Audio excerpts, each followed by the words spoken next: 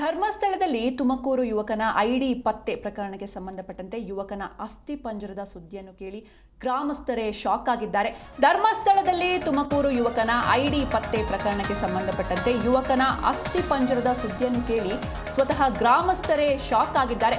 ತುಮಕೂರಿನ ಗುಬ್ಬಿ ತಾಲೂಕಿನ ಡಿ ಕಲ್ಲಳ್ಳಿ ಗ್ರಾಮದ ಯುವಕ ಈತ 12 ವರ್ಷದ ಹಿಂದೆ ಯುವಕ ನಾಪತ್ತೆಯಾಗಿದ್ದ ಅಂತ ಗ್ರಾಮಸ್ಥರು ಇದೀಗ ಮಾಹಿತಿಯನ್ನು ಕೂಡ ನೀಡಿದ್ದಾರೆ. ಗ್ರಾಮದ ಬೋಜಯ್ಯ ಹಾಗೂ ಚೆನ್ನಮ್ಮ ಎಂಬುವರ ಪುತ್ರ ಆದಿಶೇಷ ಇವರು ಮಗನ ನೆನಪಲ್ಲೇ ತಂದೆ ಬೋಜಯ್ಯ 2016ರಲ್ಲಿ ಮೃತಪಟ್ಟಿದ್ರು. ಧರ್ಮಸ್ಥಳದಲ್ಲಿ ಅಸ್ಥಿಪಂಜರ ಪತ್ತೆಯಾದ ಸ್ಥಳದಲ್ಲಿ ತುಮಕೂರು ಜಿಲ್ಲೆಯ ಯುವಕನ ಐಡಿ ಕಾರ್ಡ್ ಕೂಡ ಪತ್ತೆಯಾಗಿದೆ. ಅಂದರೆ ಬಂಗ್ಲೆಗುಡ್ಡದಲ್ಲಿ SIT ಅಧಿಕಾರಿಗಳು ಶೋಧ ಕಾರ್ಯವನ್ನು ಮಾಡಿದಾಗ ಅಲ್ಲಿ ಸಾಕಷ್ಟು ಮಾನವನ ಅವಶೇಷಗಳು ಅಸ್ಥಿಪಂಜರಗಳು ಪತ್ತೆಯಾಗಿತ್ತು.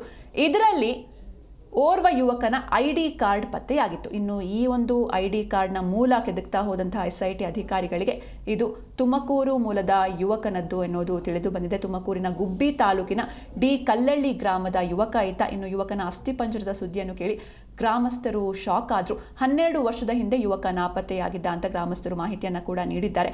ಗ್ರಾಮದ ಬೋಜಯ್ಯ ಚೆನ್ನಮ್ಮ ಎಂಬುವರ ಪುತ್ರ ಆದಿಶೇಷ ಮಗನ ನೆನಪಲ್ಲೇ ತಂದೆ ಬೋಜಯ್ಯ ಕೂಡ 2016ರಲ್ಲಿ ಮೃತಪಟ್ಟಿದ್ರು.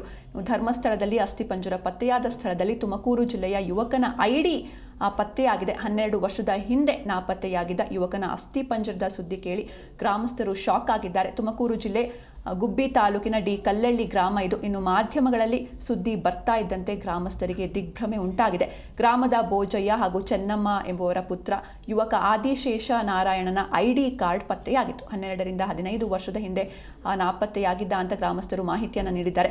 ಗ್ರಾಮದಿಂದ ದೂರದ ತೋಟದ ಮನೆಯಲ್ಲಿ ಈ ಒಂದು ಕುಟುಂಬ ವಾಸವಿರುತ್ತೆ. ಪದ್ಮಾ ಲಕ್ಷ್ಮಿ ಎಂಬ ಇಬ್ಬರು ಅಕ್ಕಂದಿರು, ಒಟ್ಟಾರೆಯಾಗಿ ಆದಿಶೇಷ ಸೇರಿ 3 ಮಕ್ಕಳಿರ್ತಾರೆ. 27 ವಯಸ್ಸಿನಲ್ಲಿ ಆದಿಶೇಷ ಎನ್ನುವರು ನಾಪತ್ತೆಯಾಗಿದ್ರು. ಬೆಂಗಳೂರಿನ ಶೇಖರ್ ಬಾರ್ನಲ್ಲಿ ಕೆಲಸ ಮಾಡ್ತಾ ಇದ್ರು ಆದಿಶೇಷ ಅವರು.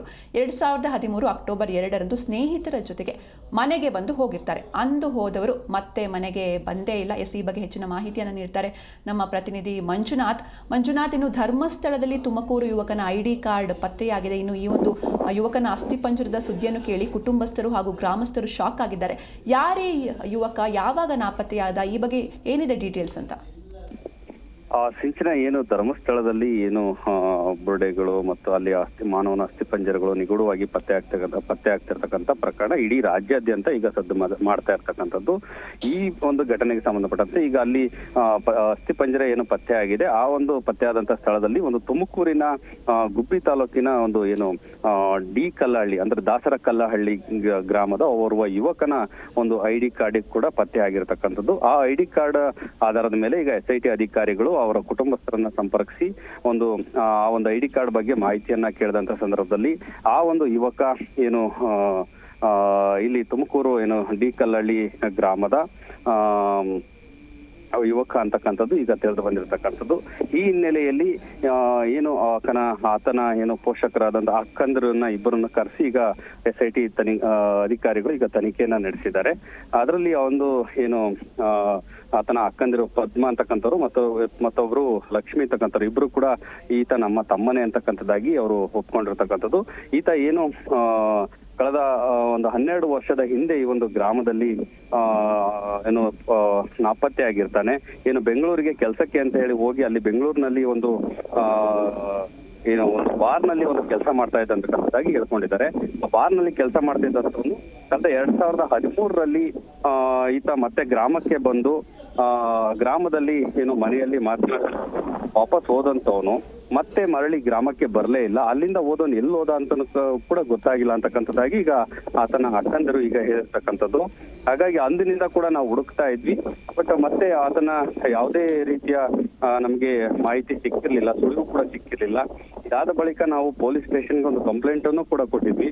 ಅದಾದ್ರೆ ಮುಂದಿನ ತನಿಖೆ ಏನಾಯ್ತು ಅಂತಕ್ಕಂಥದ್ದಾಗಿ ನಮ್ಗೆ ತಿಳಿದು ಬಂದಿರ್ಲಿಲ್ಲ. ಈಗ ದಿಢೀರಂತ ಈಗ SIT ಅಧಿಕಾರಿಗಳು ನಮಗೆ ಕರೆದು ಈಗ ಆತನ ಗುರುತು ಪತ್ತೆಯನ್ನ ನಮಗೆ ಮಾಡುವಂತೆ ತಿಳಿಸಿದ್ರು. ಹಾಗಾಗಿ ಐಡಿ ಕಾರ್ಡ್ ಏನಿದೆ ಅದು ನಮ್ಮ ತಮ್ಮಂದೇ. ಆದ್ರೆ ಮೃತಪಟ್ಟಿದ್ದಾನೆ ಇಲ್ಲ ಅಂತಕ್ಕಂಥದ್ದಾಗಿ ನಮಗೆ ಗೊತ್ತಾಗಿಲ್ಲ. ಹೀಗಾಗಿ SIT ಅಧಿಕಾರಿಗಳು ಅಲ್ಲಿ ಸಿಕ್ಕಿರ್ತಕ್ಕಂಥ ಒಂದು ಮೂಳೆಗಳನ್ನ ಒಂದು FSL ಗೆ ಕಳಿಸಿ ಅದರದ್ದು ಒಂದು DNA ರಿಪೋರ್ಟ್ ಅನ್ನ ಕಲೆ ಹಾಕ್ತೀವಿ. ಅದಾದ ಬಳಿಕ ಒಂದು ಕನ್ಫರ್ಮ್ ಆಗುತ್ತೆ ಅಂತಕ್ಕಂಥದ್ದಾಗಿ ಈಗಾಗಲೇ ತಿಳಿಸಿದ್ದಾರೆ ಅಂತಕ್ಕಂಥದ್ದಾಗಿ ಹೇಳಿದ್ದಾರೆ. ಹೀಗಾಗಿ ನಮ್ಮ ತಮ್ಮ ಎಲ್ಲೇ ಈ ಬದುಕಿದ್ದಾನೆ ಅನ್ನುವಂತ ಒಂದು ವಿಶ್ವಾಸ ನಮಗಿದೆ. ಹಾಗಾಗಿ ಬದುಕಿರ್ಲಿ ಅಂತಕ್ಕಂಥದ್ದಾಗಿ ನಾವು ಆಶಿಸ್ತೀವಿ ಅಂತಕ್ಕಂಥದ್ದಾಗಿ ಹೇಳಿದ್ದಾರೆ. ಆದ್ರೆ ಈ ಒಂದು ಏನು ಧರ್ಮಸ್ಥಳದಲ್ಲಿ ಒಂದು ಮೂಳೆ ಪತ್ತೆಯಾಗಿದೆ, ಇದು ನಮ್ಮ ಗ್ರಾಮದ್ದೇ ಯುವಕನದ್ದೇ ಅಂತಕ್ಕಂಥದ್ದಾಗಿ ಈಗ ಏನು ಮಾಧ್ಯಮಗಳಲ್ಲಿ ಬಿತ್ತರವಾಯಿತು. ಇದಾದ ಬಳಿಕ ಗ್ರಾಮಸ್ಥರು ಕೂಡ ಒಂದು ರೀತಿ ಶಾಕ್ ಆಗಿದ್ದಾರೆ ಅಂತಾನೆ ಹೇಳ್ಬೋದು. ಹೀಗಾಗಿ ಆ ಒಂದು ಗ್ರಾಮದ ಯುವಕ ಅಂದು ಏನು ಅಲ್ಲಿ 15 ವರ್ಷದ ಹಿಂದೆ ನಾಪತ್ತೆಯಾಗಿದ್ದ, ಇಲ್ಲಿ ಆಡ್ಕೊಂಡಿದ್ದಂತವನು ಇದೀಗ ಏಕಾಏಕಿ ಟಿವಿ ಮಾಧ್ಯಮಗಳಲ್ಲಿ ಬೆಳಕಿಗೆ ಬರ್ತಾ ಇರ್ತಕ್ಕಂಥದ್ದು ಒಂದು ಗ್ರಾಮಸ್ಥರಿಗೆ ಒಂದು ಅಚ್ಚರಿಯನ್ನ ಮೂಡಿಸಿದೆ ಅಂತಾನೆ ಹೇಳ್ಬೋದು. ಓಕೆ, ಥ್ಯಾಂಕ್ ಯು ಮಂಜುನಾಥ್ ನಿಮ್ಮೆಲ್ಲ ಡೀಟೇಲ್ಸ್ಗಾಗಿ. ಅವ್ರದ್ದು DL ಸಿಕ್ಕಿದೆ ಒಂದು, ಅವ್ರು ನಿಮ್ಮ ತಮ್ಮವರ ಅಂತ ಕೇಳಕ್ಕೆ ಕರ್ತೀವಿ. ಏನು ಹೆಸರು ಅವ್ರದ್ದು? ಆದಿಶೇಷ್ ನಾರಾಯಣ್ ಅಂತ. ಏನಾಗಿತ್ತು? ಅದೇ ಪೊಲೀಸರು ಏನು ಅದೇ ನಿಮ್ಮ ತಮ್ಮನೇನ ಇವರು, ನೀವು ಗೊತ್ತಾ ಇವರು ಅಂತ ಕೇಳಿದ್ರು. ಹೌದು, ಅದು ನಮ್ಮ ತಮ್ಮ ಅಂದೇ DL ಅದು ನೋಡಿದ್ವಿ. ಬಟ್ಟೆ ಮಾತ್ರ ಅಂತ ಗೊತ್ತಿಲ್ಲ. ಏನೇನು ತೋರಿಸಿದ್ರು DL ಅಷ್ಟೇ ತೋರಿಸಿದ್ವಿ, ಇನ್ನೇನು ತೋರಿಸ್ಲೇ. ಬಟ್ಟೆ ತೋರಿಸಿದ್ರು, ಅಲ್ಲಿ ತೆಗ್ದಿದ್ದು ಬಟ್ಟೆ, ಬ್ಲ್ಯಾಕ್ ಪ್ಯಾಂಟು, ಬ್ಲೂ ಗಿರ್ಗಿರ್ ಶರ್ಟು. ಆದರೆ ಯಾವಾಗ ತಗೊಂಡಿದ್ದು ಅಂತ ಗೊತ್ತಿಲ್ವಲ್ಲ. ಬ್ಯಾಗೇ ಸಿಕ್ಕಿತ್ತಾ ಹೇಗೆ? ಬರೀ ಬಟ್ಟೆ, ಅದು DL ಪರ್ಸು ಸಿಕ್ಕಿತ್ತು ಅಂತ ಹೇಳಿದ್ರು. ತೋರಿಸಿದ್ದು DL ಬಟ್ಟೆ ಅಷ್ಟು. ಏನಾಯ್ತು? ಯಾರು ನಿಮಗೆ ಫೋನ್ ಮಾಡಿದ್ದು? ಗುಬ್ಬಿ ಸ್ಟೇಷನಿಂದ ಬಂದಿತ್ತು ಸರ್ ಫೋನು. ID ಕಾರ್ಡ್ ಸಿಕ್ಕಿದೆ, ಆದಿಶೇಷಿ ನಾರಾಯಣ ಅಂತ. ನಿಮ್ದೇನಾ ಅಂತ ಕನ್ಫರ್ಮ್ ಮಾಡೋಕ್ಕೆ ಕೇಳಿದ್ರು. ಎಲ್ಲಿ ಸಿಕ್ಕಿತ್ತು ಅಂತ ID ಕಾರ್ಡ್? ಧರ್ಮಸ್ಥಳದಲ್ಲಿ ಸಿಕ್ಕಿದೆ, ಈ ಥರ ಬೋರ್ಡೆ ಎಲ್ಲ ತೆಗಿತಾರಲ್ಲ ಅಂಥ ಜಾಗದಲ್ಲಿ ಫಾರೆಸ್ಟಲ್ಲಿ ಸಿಕ್ಕಿದೆ ಅಂತ ಹೇಳಿದ್ರು. ಅದಕ್ಕೆ ಅವ್ರು ನಮ್ದು ಆಧಾರ್ ಕಾರ್ಡ್ ಎಲ್ಲ ನಮ್ದೆಲ್ಲ ಕೇಳಿದ್ರು, ಏನು ಎತ್ತ ಅಂತ. ಇರೋ ವಿಷಯ ಹೇಳಿದ್ವಿ, ಹಿಂಗೆ ಹೋಗ್ತಿದ್ದ ಬರ್ತಿದ್ದ ಅಂತ. ಎಸ್, ಈ ಬಗ್ಗೆ ಮಾತನಾಡೋದಕ್ಕೆ ಸ್ವತಃ ಮೃತರ ಸಹೋದರಿಯಾಗಿರುವಂತಹ ಲಕ್ಷ್ಮಿ ಅವರು ನಮ್ಮ ಜೊತೆ ದೂರವಾಣಿ ಸಂಪರ್ಕದಲ್ಲಿದ್ದಾರೆ. ನಮಸ್ತೆ ಅಮ್ಮ, ನನ್ನ ಧ್ವನಿ ಕೇಳಿಸ್ತಾ ಇದೆಯಾ? ಕೇಳಿಸ್ತಿದೆ ಮೇಡಮ್. ಇನ್ನು ಧರ್ಮಸ್ಥಳದಲ್ಲಿ ID ಕಾರ್ಡ್ ಪತ್ತೆಯಾಗಿದೆ, ಅದು ನಿಮ್ಮ ತಮ್ಮನದ್ದು ಅಂತ ಹೇಳಲಾಗ್ತಾ ಇದೆ. ಸೊ ಇವರು ಯಾವಾಗ ನಾಪತ್ತೆಯಾಗಿದ್ರು, ಏನು ಅಂತ ಇದ್ರ ಬಗ್ಗೆ ಹೇಳೋದಾದ್ರೆ? ಸರ್ ಮೇಡಮ್, ಅವರು 2013 ಮಿಸ್ ಆಗಿದ್ರು ಮೇಡಮ್. ಇನ್ನು ಅವ್ರಿಗೆ ಏನಾದರೂ ಅಂದರೆ ವೈಯಕ್ತಿಕವಾಗಿ ಏನಾದರೂ ವೈಯಕ್ತಿಕ ಜೀವನದಲ್ಲಿ ಸಮಸ್ಯೆಗಳಿತ್ವಾ, ಏನಾದರೂ ಹಂಚ್ಕೊಂಡಿದ್ರಾ, ಹೇಗೆ? ಇಲ್ಲ ಮೇಡಮ್, ಆ ಥರ ಏನು ಪ್ರಾಬ್ಲಮ್ ಇರಲಿಲ್ಲ. ಅವರು ನಾಪತ್ತೆಯಾದಾಗ ಕಂಪ್ಲೇಂಟ್ ಏನಾದರೂ ಕೊಟ್ಟಿದ್ರಾ? ಮೇಡಮ್, ಆ ಸಮಯದಲ್ಲಿ ಕಂಪ್ಲೇಂಟ್ ಕೊಡಕ್ಕೆ ಏನು ಹೋಗಿರ್ಲಿಲ್ಲ. ಹಂಗ ನಮ್ಮ ಮನೆಯವರು ಬೆಂಗಳೂರಲ್ಲಿ ಹೋಗಿದ್ರು. ಆಗ ಅವರು ಅಲ್ಲಿ ನೀವಲ್ಲ, ನಾವು ತಂದೆ ತಾಯಿ ಕೊಡ್ಬೇಕು ಅಂತ ಅಂದ್ರು. ಆಗ ನಮ್ಮ ಊರಿಗೆ ಬಂದು ನಮ್ಮ ತಂದೆ ತಾಯಿಗೆ ಹೇಳಿದ್ವಿ. ಒಂದ್ ಸ್ವಲ್ಪ ಹಳ್ಳಿ ಕಡೆ ಅಲ್ವಾ ಮೇಡಮ್, ಅವ್ರಿಗೆ ಒಂದ್ ಸ್ವಲ್ಪ ಹಿಂದೇಟ್ ಹೊಡೆದ್ರು. ಆಮೇಲೆ ಅವ್ನು ಹೋಗೋದು ಬರೋದು ಇತ್ತಲ್ಲ ಮೇಡಮ್, ಅವ್ 2 ವರ್ಷ 3 ವರ್ಷ ಹಂಗ ಹೋಗೋನು ಮತ್ತೆ ಬರೋನು. ಅದ್ರಿಂದ ಬೇಡ ಅಂತ ನಮ್ಮ ತಂದೆಯವರು ಹಿಂದೇಟ್ ಹೊಡೆದ್ರು. ಇವ್ರು ಎಲ್ಲಿ ಕೆಲಸ ಮಾಡ್ತಾ ಇದ್ರು, ಜೊತೆಗೆ ಎಷ್ಟು ವರ್ಷ ವಯಸ್ಸಾಗಿತ್ತು ಇವರು ನಾಪತ್ತೆಯಾದಾಗ ಅಂತ? ಮೇಡಮ್, ಅವರು ಬೆಂಗಳೂರಲ್ಲಿ ಬಿಸ್ಕೆಟ್ ಫ್ಯಾಕ್ಟ್ರಿ ಇದೆ ಮೇಡಮ್, ಅಲ್ಲಿ ಎದುರುಗಡೆ ಏರಿಯಾದಲ್ಲಿ ಬಾರಲ್ಲಿ ಕ್ಯಾಶಿಯರ್ ಆಗಿ ಇದ್ ಮಾಡ್ಕೊಂಡು, ಶೇಖರ್ ಬಾರ್ ಅಂತ ಅಲ್ಲಿ ಕೆಲಸ ಮಾಡ್ಕೊಂಡಿದ್ರು ಮೇಡಮ್. ಅವ್ರಿಗೆ ಅವಾಗ 27 ವರ್ಷ ಆಗಿತ್ತು ಮೇಡಮ್ ಅವ್ರ ಕಾಣೆ ಆಗೋ ಟೈಮ್. ಇನ್ನು ಆಗಾಗ ಮನೆಗೆ ಏನಾದರೂ ಬೆಂಗಳೂರಿಂದ ಬರ್ತಿದ್ರ? ಜೊತೆಗೆ ಕಡೆ ಬಾರಿಗೆ ಅವರು ಯಾವಾಗ ಬಂದಿದ್ರು ಮನೆಗೆ? ನಿಮ್ನೆಲ್ಲ ಯಾವಾಗ ಭೇಟಿ ಆಗಿದ್ರು? ಅವರು ಹೋಗೋದು ಬರೋದು ಎಲ್ಲ ಇತ್ತು ಮೇಡಮ್, ಹೋಗಿ ಬರೋದು ಮಾಡ್ತಿದ್ರು. ಬೆಂಗಳೂರಲ್ಲಿ ನಾನಿದ್ದೆ, ಅಲ್ಲಿ ನಮ್ಮನೆಗೂ ಬರೋರು ಹೋಗೋರು ಎಲ್ಲ ಮಾಡ್ತಿದ್ರು ಮೇಡಮ್.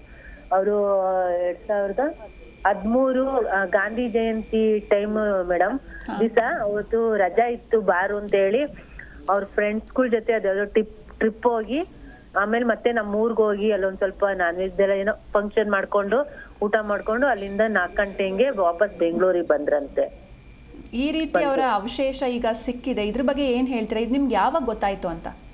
ಮೇಡಮ್, ನಮ್ಗೆ ಬುಧವಾರನ ಸೋಮವಾರನ ಗುಬ್ಬಿಯಿಂದ ಫೋನ್ ಬಂತು ಮೇಡಮ್.